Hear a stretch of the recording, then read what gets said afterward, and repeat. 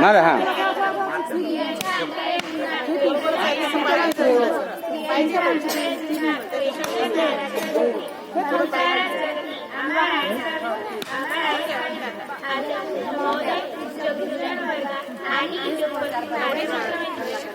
तू आहे ना भाषा हा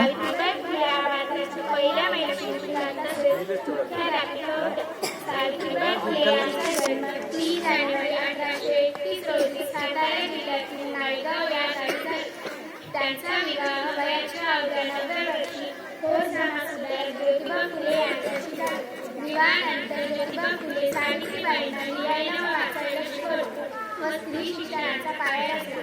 मग सावित्रीबाई फुले सुबोध रत्नाकर अशा काही काव्यप्रकारांनी समाज लागू झाला व त्यात